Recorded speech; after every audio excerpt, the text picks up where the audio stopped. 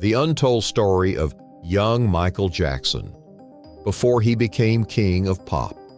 Cold open before the moonwalk, before the sequined glove, before Thriller reshaped what a music video could be, there was a boy in a two-bedroom house in Gary, Indiana, who wasn't allowed to be a boy for very long. This is not the story of the king of pop.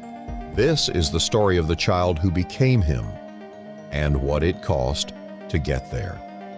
Hashtag Chapter 1, Gary, Indiana.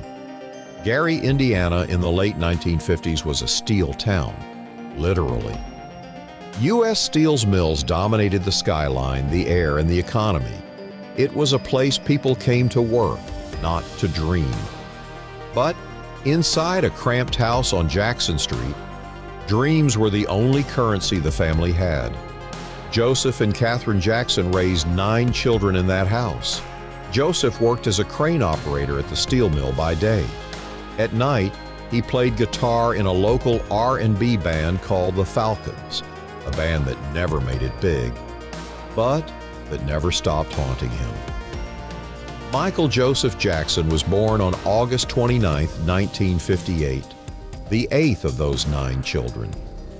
From the start, music wasn't a hobby in the Jackson household. It was survival, ambition, and, for Joseph, unfinished business.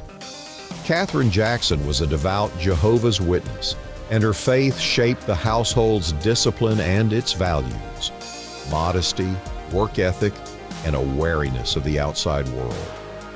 Joseph brought a very different energy, intensity, control, and an unrelenting demand for perfection. By the time Michael was 5 years old, he was already performing, first informally, singing along with his brothers in the living room, then in front of neighbors, then on makeshift stages built from milk crates and folding chairs.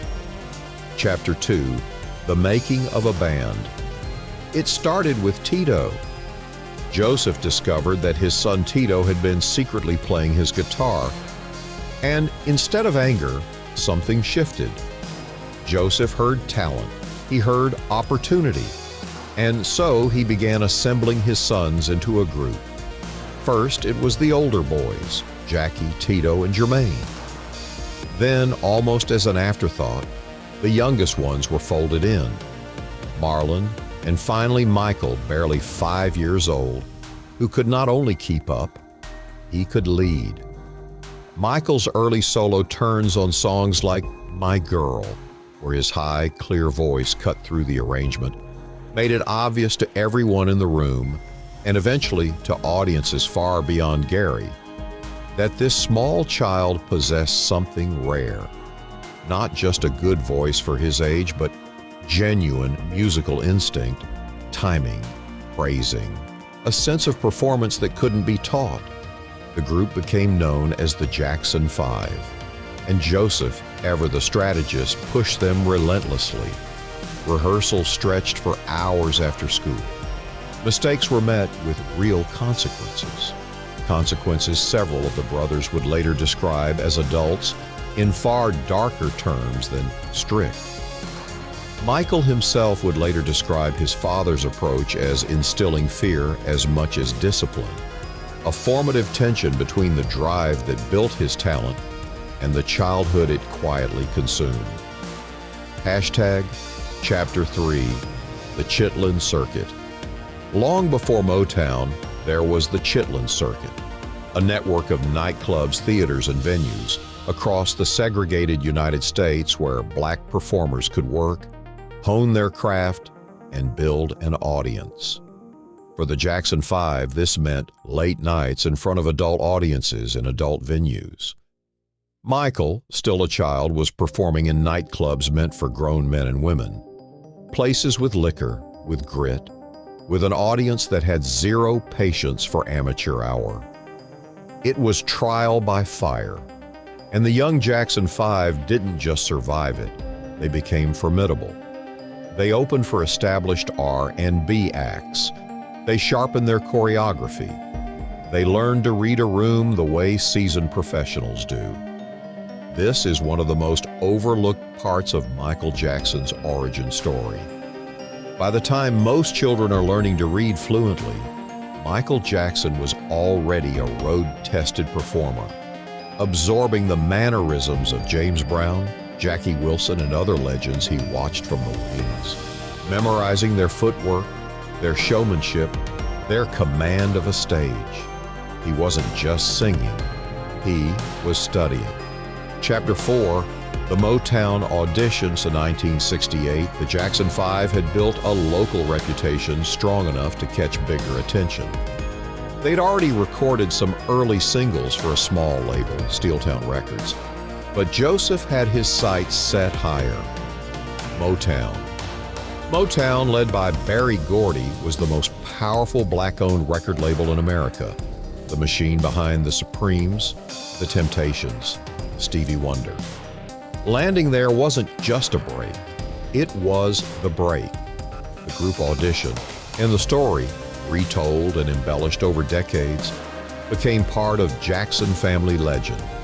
A young Michael, barely into double digits, commanding a room of Motown executives with a confidence and polish that stunned adults who had seen thousands of hopefuls.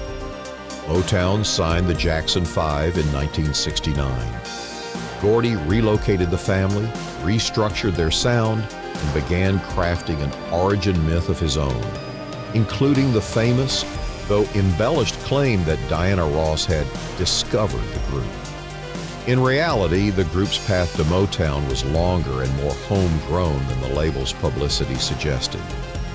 But the myth-making itself tells you something. Motown understood it had found something special, and it intended to package that specialness for the entire country. Chapter 5, Instant Stardom. What happened next was, by any measure, historic. The Jackson 5's first 4 singles on Motown, I Want You Back, A BC, The Love You Save, and I'll Be There, all reached number 1. No group before them had opened a major label career with 4 consecutive chart-topping singles.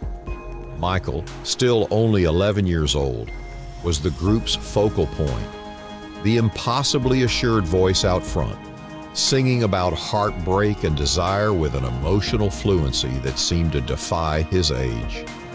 Almost overnight, the Jackson family went from a working-class household in a steel town to national celebrities, television appearances, magazine covers, screaming fans, a cartoon series, merchandise. Michael Jackson, not yet a teenager, had become one of the most recognizable faces in America. But fame at that scale, at that age, doesn't arrive without cost. Michael later spoke about watching other children play outside his hotel window and feeling like an outsider looking in on a childhood he wasn't allowed to have. Tour buses, recording studios, and television sets replaced classrooms and playgrounds. He was, by his own account in later years, lonely in a way that fame only deepened rather than solved. Hashtag Chapter 6, The Weight of Perfection. Behind the hits and the headlines, the pressure inside the Jackson household intensified rather than eased. Success didn't loosen Joseph's grip. It validated it. The rehearsals continued. The standards climbed. Every performance was expected to top the last.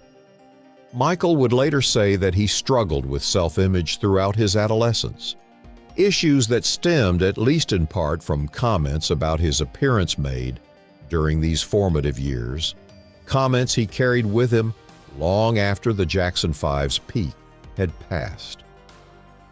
It's a difficult paradox at the center of this story. The same relentless drive that turned 5 brothers from a Gary, Indiana living room into global superstars is the same force that, by numerous accounts including Michael's own, deprived him of the ordinary milestones of childhood: birthday parties, friendships, unsupervised play, simple boredom. Motown, meanwhile, ran a tightly controlled machine. Songwriting, image, scheduling, nearly everything was dictated from above.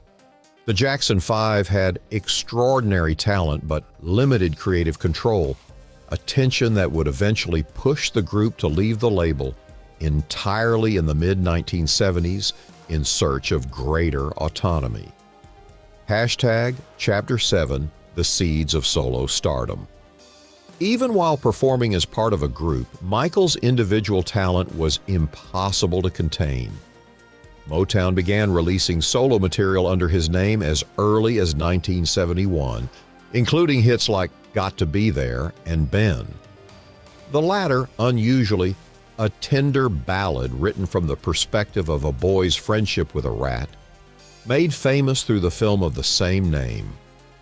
These early solo efforts hinted at something the world wouldn't fully register for another decade: that Michael Jackson wasn't just the most captivating member of a great group. He was, on his own, an entirely singular artistic force, one whose ambitions would eventually outgrow not just the Jackson 5, but Motown itself. By the time the Jacksons parted ways with Motown in 1975 and signed with Epic Records, rebranding as The Jacksons, since Motown retained rights to the Jackson 5 name, Michael was no longer a child. He was a teenager who had already lived an entire professional lifetime. Chitlin circuit veteran, Motown superstar, magazine cover fixture, and increasingly a young man beginning to imagine what he could build once he stepped fully into his own name. Hashtag Closing. What came next? Off the Wall, Thriller. The moonwalk seen by an estimated 47 million people on a single television broadcast. The Glove. The global icon status that would make Michael Jackson a name known on every continent. That's a story most people already know. But none of it happened in a vacuum. It happened because a 5-year-old boy in Gary, Indiana was pulled onto a stage before he'd finished learning how to be a child and turned that impossible circumstance into a talent the world had never quite seen before and arguably hasn't seen since. The King of Pop was made in a living room on Jackson Street, in nightclubs he was too young to legally enter, and in a Motown studio that demanded perfection from a child who simply wanted some nights to just play outside. Fade to black. Thank you for watching. Subscribe for more Untold Stories.